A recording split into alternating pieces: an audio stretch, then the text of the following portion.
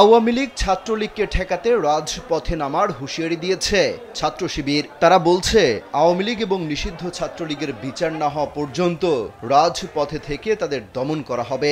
দুপুরে জুলাই গণহত্যার বিচারের দাবিতে গণমিছিল শেষে এই দাবি জানান শিবিরের নেতাকর্মীরা।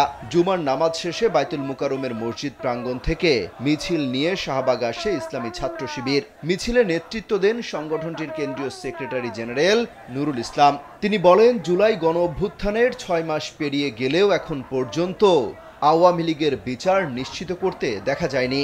অনতিবিলম্বে এই ফ্যাসিবাদের বিচার কার্যকর করে পরবর্তী পদক্ষেপ নিতে হবে। কিছু রাজনৈতিক দল ফ্যাসিবাদের বিচারের দাবিতে সরব না থেকে তারা বাস স্ট্যান্ড, টেম্পো স্ট্যান্ডে চাঁদাবাজিতে জড়িয়ে গেছে। শিবিরের নেতাকর্মীরা বলেন, ভেবেছিলাম অচিরে আওয়ামী লীগের হত্যাকাণ্ডের বিচার বাংলাদেশে হবে, কিন্তু দেখছি তাদের এখনো গ্রেপ্তার করা হয়নি।